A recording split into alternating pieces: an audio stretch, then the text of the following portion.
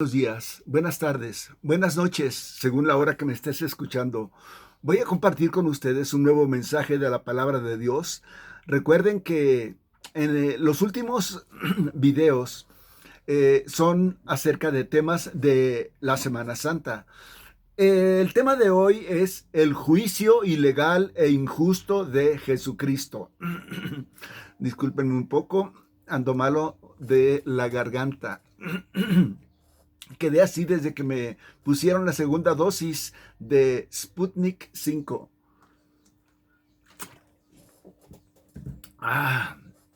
Pero pensé que se me iba a quitar y no se me ha quitado. Ya voy a ir al doctor. Bueno, este tema se llama el juicio ilegal e injusto de Jesucristo. Juicio legal e injusto.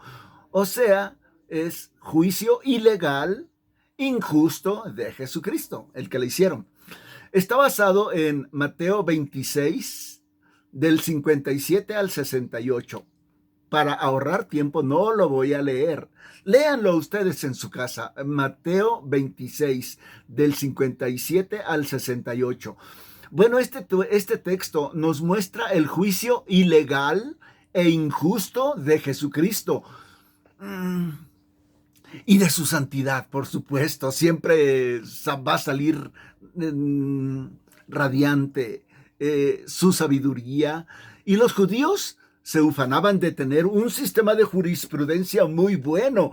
Y lo era, por supuesto, porque estaba basado en la palabra de Dios. Por ejemplo, ¿cuál palabra de Dios para la jurisprudencia? Bueno, Deuteronomio 16:18 dice: jueces y oficiales pondrás en todas tus ciudades que Jehová tu Dios te dará en tus tribus, los cuales juzgarán al pueblo con justo juicio.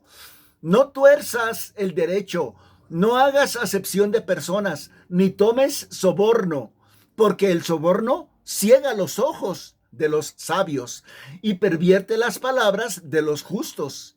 Vean todo lo que hace el soborno. La justicia seguirás, para que vivas y heredes la tierra que Jehová tu Dios te da. Ojalá que todos los gobiernos y las autoridades hicieran caso a esta recomendación o este mandato de la palabra de Dios. Los judíos se reunían en sinagogas. Cada sinagoga se componía por lo menos de 120 padres de familia y tenían su propio consejo de ancianos que se llamaba Sanedrín. En Jerusalén, por ser la capital del país, residía el Gran Sanedrín, compuesto por 70 miembros y el sumo sacerdote. De esos 70 miembros, 24 eran sacerdotes, 24 eran ancianos, 22 escribas y el gran sumo sacerdote. Hacían 71. Los ancianos del gran Sanedrín de Jerusalén eran seleccionados de los pequeños sanedrines de todo el resto del país. Eran seleccionados debido a su sabiduría, así que el gran Sanedrín, los 71, era el máximo tribunal de justicia, con sede en Jerusalén. Las personas sujetas a un proceso legal por haber cometido algún crimen tenían estos derechos. 1. Ser juzgados públicamente. Nada de juicios secretos, clandestinos, no. 2. El acusado tenía derecho a un defensor. 3. El acusado debía ser declarado culpable solo con 2 o 3 personas que atestiguaran contra él. Si no había testigos, no se podía declarar culpable. Entonces vemos que el juicio de Jesucristo se violaron estas 3 garantías a los acusados y se levantaron falsos testigos. Y miren lo que dice la ley del Antiguo Testamento acerca de los falsos testigos. En Deuteronomio 19:16 dice: cuando se levante un testigo falso contra alguno para testificar contra él, entonces 2 litigantes se presentarán delante de Jehová y delante de los sacerdotes y delante de los jueces que hubiere en aquellos días. Y los jueces inquirirán bien, y si aquel testigo resultare falso y hubiere acusado falsamente a su hermano, entonces haréis con él como él pensó hacer a su hermano, y quitarás así el mal de en medio de ti. Bueno, fíjense cómo en la palabra de Dios hay todas estas lineamientos. Por eso, a los que iban a testificar en un juicio, se les hacía esta advertencia: no queremos oír ni rumores ni conjeturas. Queremos que testifiques lo que viste, lo que oíste. Te recuerdo que si tu falso testimonio, si es falso tu testimonio, te mandamos a la muerte. Mandamos a la muerte a ti si es necesario. Pero si mandamos a la muerte a un inocente por tu falso testimonio, su sangre y la de tus descendientes que no tuvo, caerán sobre ti, y Dios te la demandará como la demandó la de Caín en las manos de Abel. Perdón, como demandó la sangre de Abel por haber caído muerto en las manos de Caín. Otra parte de la jurisprudencia judía era que si el acusado era culpable, condenado a muerte, la ejecución debería de llevarse a cabo en 3 días. Aquí también se infringió la ley porque Jesucristo lo crucificaron el mismo día de su juicio. Todo se hizo mal con el juicio de Jesucristo. Cuando alguien era condenado a la crucifixión, como Cristo fue, había un heraldo que recorría toda la ciudad y el país también. Si alguno tiene evidencia a favor del acusado, dígalas inmediatamente. En caso de que hubiera, se suspendía la crucifixión y se evaluaba la nueva evidencia. Pero si llegaban al lugar de la ejecución y nadie aportó pruebas a favor del acusado, le daban a beber una droga para que no sintiera dolor. Como podemos ver, todas estas reglas de la jurisprudencia y los principios de justicia fueron violados en el juicio contra Jesucristo. Fue un juicio ilegal. O sea, o fue el juicio legal más ilegal, legaloide, o el juicio justo más injusto en la historia de la humanidad. Pues condenaron a muerte al único inocente, santo, justo que había vivido y que ha vivido en el mundo. No tuvo defensor. No hubo testigos a favor. Puros testigos en contra y falsos. Y fue ejecutado el mismo día del juicio. Todas estas imperfecciones o agravantes ilegales tuvo el juicio de Jesucristo. Jesucristo pues fue sometido a 2 juicios, uno delante de las autoridades religiosas judías y otro ante el gobierno romano. Los judíos no tenían el derecho de imponer sobre Jesucristo la pena de muerte, ni mucho menos ejecutarlo. Eso lo tenían que hacer las autoridades romanas. El juicio religioso fue en la casa de Anás, de noche. Eso no podía ser de noche. Y después de que fue en la casa de Anás, otra vez lo llevaron a la casa de Caifás, también de noche. Y para hacerlo legal, lo enjuiciaron ante el Sanedrín en la mañana del viernes. El Sanedrín lo presentó ante Pilato. Pilato, como se dio cuenta de la inocencia de Jesús, lo envió a Herodes. Herodes lo regresó a Pilato y Pilato, ante la presión de los judíos, lo condenó a muerte, sabiendo que era inocente, pero no lo quiso remitir al César para no parecer ineficiente, pero sí, me lavo las manos, yo no tengo vela en este entierro de Jesucristo. Punto número 1. Fue ilegal e injusta la confrontación contra Jesucristo. En Mateo 26:57 dice, los que prendieron a Jesús le llevaron al sumo sacerdote Caifás, a donde estaban reunidos los escribas y los ancianos. Bueno, Mateo se saltó la primera parte del juicio ante Anás, pero en el Evangelio de Juan sí está. Primero el juicio en la casa de Anás y luego en la casa de Caifás. En Juan 8:12 dice, fíjense cómo está registrado el juicio primero en la casa de Anás. Entonces la compañía de soldados, el tribuno y los alguaciles de los judíos prendieron a Jesús, lo ataron y le llevaron primeramente a Anás, porque era suegro de Caifás, que era sumo sacerdote aquel año. Era Caifás el que había dado el consejo a los judíos de que convenía que un solo hombre muriese por el pueblo. Anás era el cerebro de toda esta maniobra contra Jesucristo. Fue llevado ante él en su casa, en la noche, todos los aspectos ilegales. Anás fue el sumo sacerdote los últimos 6 años, pero como estaba acumulando mucho dinero y mucho poder personal, los romanos lo quitaron.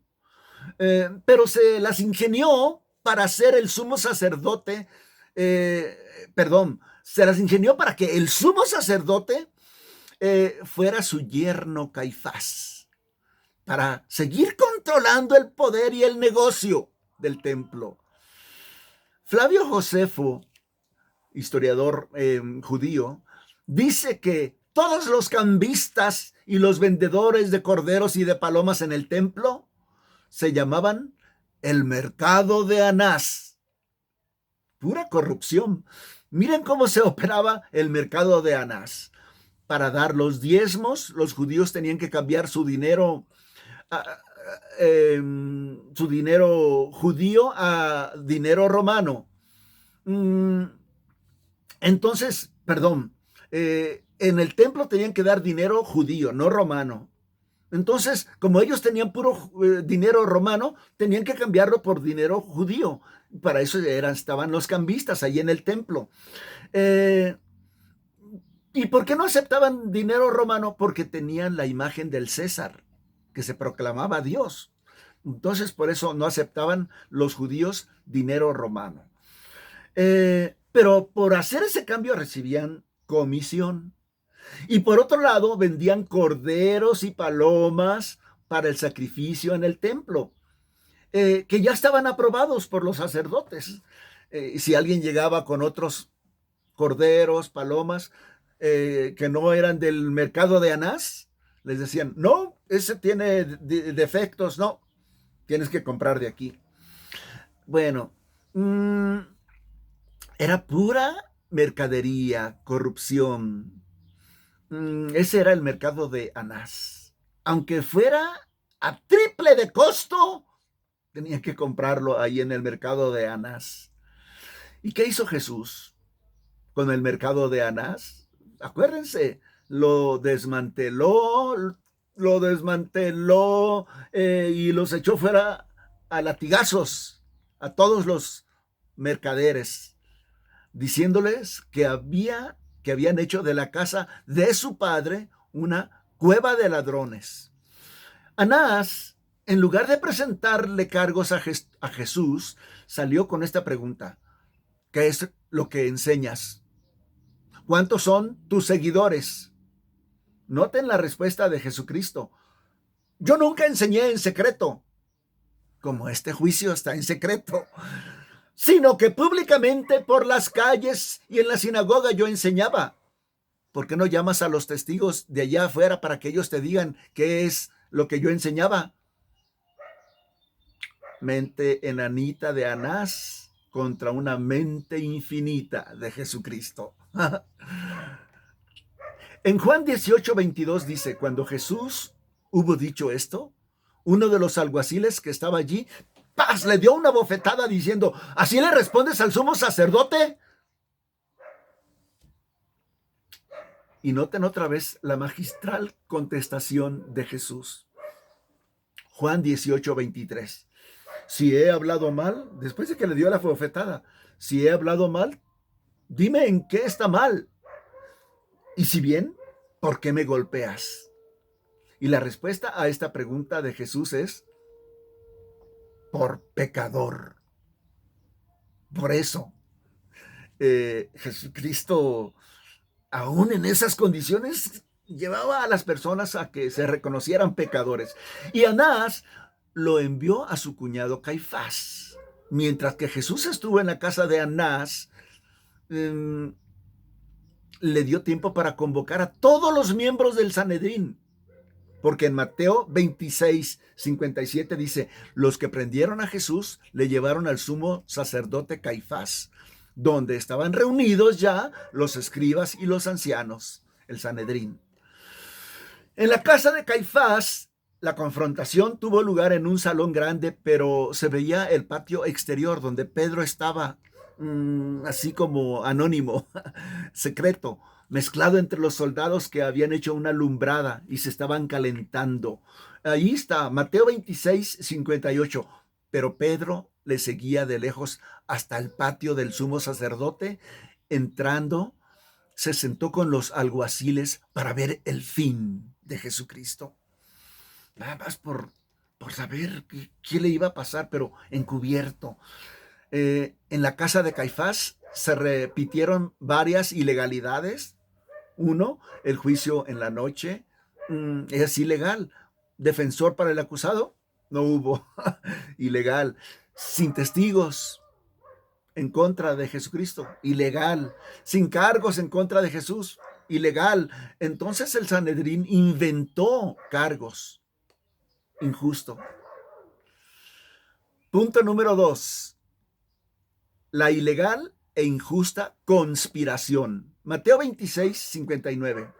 Y los principales sacerdotes y los ancianos y todo el concilio buscaban falso testimonio. Vean lo que buscaban: falso testimonio contra Jesús para entregarlo a muerte. Ellos lo que querían era condenarlo a muerte como sea, legal o ilegalmente. Noten que el Sanedrín, que deberían de ser jueces justos, se convirtieron en criminales buscando falsos testigos contra Jesús, porque no querían saber la verdad, lo que querían era matarlo. Así, el odio contra Jesús. En Mateo 26:60 dice: aunque muchos testigos falsos se presentaban, pero al fin vinieron 2 testigos falsos. Esto significa que los testigos mentirosos no concordaban en sus mentiras. Uno decía una cosa, el otro decía otra, y así no podían encontrar un motivo para matarlo. Hasta que por fin llegaron 2 con el siguiente testimonio. Mateo 26:61. Este dijo: puedo derribar el templo de Dios y en 3 días reedificarlo. Pues ni estos estaban dando testimonio correcto, porque lo que en realidad dijo Jesús fue Juan 2:19: destruid este templo y en 3 días lo levantaré. Así, este templo. Si no hubiera tantas evidencias en la Biblia de que Jesús era sin pecado, santo y perfecto, el Hijo de Dios, con solo ver esta situación es más que suficiente. Cuando todos los poderes del infierno y todos los poderes de la tierra en conjunción se abalanzaron contra Jesús, no encontraron nada malo en él, nada digno de la menor condenación. Para el mundo entero es la prueba de la santidad, de la justicia, de la divinidad de Jesucristo. Punto número 3. La ilegal e injusta condenación. Mateo 26:62. Y levantándose el sumo sacerdote dijo: ¿no respondes nada? ¿Que testifican contra ti estos 2? Responde. Silencio. La ley daba derecho al acusado de permanecer en silencio. Pero el silencio de Jesús hacía más evidente los falsos testimonios que ni siquiera eran correctos y no coincidían. El silencio de Jesús hacía más evidente la injusticia. Además, Jesús sabía que estaban esperando ansiosos cualquier palabra de él para retorcerla a su conveniencia. Por eso decidió callado, sereno. Y Caifás, furioso. El contraste. Sereno, tranquilo. Y el otro, contesta, contesta. Desesperado, parecía que parecía que el que estaba en juicio era él. Silencio de un inocente. Silencio digno, majestuoso. Silencio acusador. Querían que Jesucristo se defendiera a gritos o que implorara misericordia para poder seguir atacándolo. Pero permanecía en silencio, sabio, santo. En Isaías 53:7 dice, no abrió su boca. Como cordero fue llevado al matadero y como oveja delante de sus trasquiladores, enmudeció, no abrió su boca. Mateo 26:63. Entonces el sumo sacerdote le dijo, te conjuro por Dios viviente que nos digas si tú eres el Cristo, el Hijo de Dios. Bajo juramento. El sacerdote fue directo a la yugular de Jesucristo. Lo forzó bajo juramento para que hablara, para que dijera si era el Hijo de Dios o el Mesías, es decir, si era Dios. Quería que blasfemara para tener una acusación para matarlo. En Levítico 24:16 dice, el que blasfemare el nombre de Jehová ha de ser muerto. Entonces querían eso, que él blasfemara. Jesucristo ya había dicho que era el Mesías muchas veces. Cuando la mujer samaritana le dijo, cuando el Mesías venga, él nos aclarará todas estas cosas. Y Jesús le contestó, yo soy el que habla contigo. Y en la entrada triunfal la gente le gritaba, ¡Hosana! ¡Hosana! ¡Bendito el que viene en el nombre del Señor! Y Jesucristo no los regañó diciéndole, no me digan eso, no me digan. Cuando lo declaró a sus discípulos les dijo, Mateo 16:20, no le digan a nadie que yo soy el Mesías, porque todavía no llega mi hora. Cuando Caifás le preguntó si era el Hijo de Dios, no le estaba preguntando si era el Hijo creado de Dios, o la relación que nosotros tenemos con nuestros hijos, no. El título Hijo de Dios era sinónimo igual a Dios. Por eso era considerado una blasfemia decir yo soy hijo de Dios. Y ahora Jesucristo tenía que decirlo ya que estaba bajo la presión de juramento. En Mateo 26:64 dice, Jesús dijo, tú lo has dicho, yo soy el Mesías. Yo soy el Hijo de Dios. Y además os digo que desde ahora veréis al Hijo del Hombre sentado a la diestra del poder de Dios y viniendo entre las nubes del cielo. En Marcos capítulo 14:62 dice así, tú lo has dicho, yo soy. Es el tiempo de ser claros. Ya no se necesita ser precavido y andar diciéndole que a todo el mundo, yo soy el Mesías, yo soy el Hijo de Dios, porque llegó la hora de morir. Y luego citó una profecía mesiánica que se encuentra en Daniel 7:13. He aquí con las nubes del cielo venía uno como un hijo de hombre que vino hasta el anciano de días y le hicieron acercarse delante de él. Y le fue dado dominio, gloria, reino, para que todos los pueblos y naciones, lenguas, le sirvieran. Su dominio es dominio eterno, que nunca pasará, y su reino uno que no será destruido. En otras palabras, Jesucristo le estaba diciendo a Caifás: y esta no es la última vez que me verás. No es lo último. Me verás cuando regrese para el juicio final, en el cual yo voy a ser el juez y tú vas a ser el acusado. En Mateo 26:65, Jesucristo, dice así la palabra de Dios. Entonces el sumo sacerdote rasgó sus vestiduras diciendo: ¡ha blasfemado! ¿Qué más necesidad tenemos de otros testigos? He aquí ahora mismo habéis oído su blasfemia. Eso de rasgarse las vestiduras es señal de desaprobación, coraje, o no estoy de acuerdo. Para Caifás y los demás miembros del Sanedrín, el autonombramiento de Jesucristo como Dios era una blasfemia. También lo es para los testigos de Jehová y para muchos que proclaman creer en Cristo, pero confían más en San Judas, en Santa Gertrudis, en cualquier otro, y no en Jesucristo.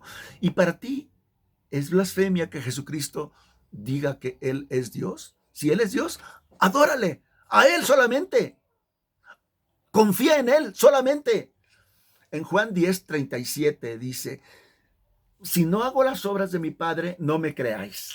Mas si las hago, aunque no me creáis a mí, creed las obras, para que conozcáis y creáis que el Padre está en mí y yo en el Padre. Una unión, una identidad de el Hijo y el Padre.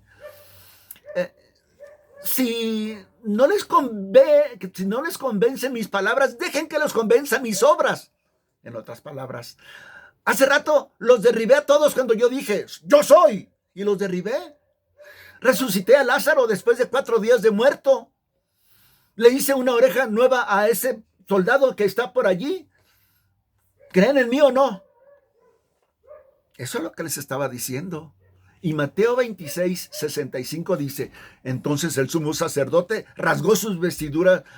¡Ha blasfemado! Al rasgarse las vestiduras era símbolo de dolor al ver el nombre de Dios blasfemado. Pero en el caso de Caifás es una actuación teatral, porque por dentro estaba jubiloso. ¡Ya lo atrapé! ¡Ya lo vamos a matar! Porque por fin tenía la excusa para condenar a Jesucristo a muerte. Y el veredicto fue: ¡es digno de muerte! Y el último punto: la ilegal e injusta conducta. Mateo 26:67.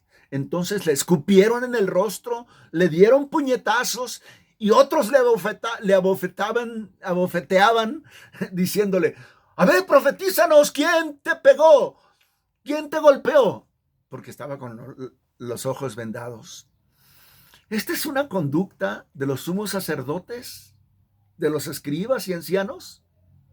Más bien parecen pandilleros del barrio de Tepito o de la Lagunilla o de la Guerrero. Todo esto es para que quede claro que rechazaban a Jesucristo como el Cristo, el Mesías, y lo único que sentían por él era odio, desprecio, envidia. Sí, y si aquí alguien no ha recibido a Cristo como el Hijo de Dios, como el Mesías, como el Salvador, como el Hijo de Dios que ha venido a este mundo para ser tu Salvador, entonces, si no lo has recibido o no lo quieres recibir, estás en la misma actitud de estos judíos. Jesucristo mismo lo dijo: el que no está conmigo está contra mí. ¿Con quién estás? ¿Quieres recibir a Cristo? Y la ironía de la vida será que todos los que juzguen mal a Jesucristo en esta vida, un día serán juzgados por el mismo Jesucristo. Que Dios te bendiga, que no seas juzgado por Jesucristo en el juicio final, que sea tu Señor y tu Salvador, para que en el juicio final te diga: venid bendito de mi Padre, heredad el reino preparado desde antes de la fundación del mundo para ti, porque creíste en mí. Dios te bendiga.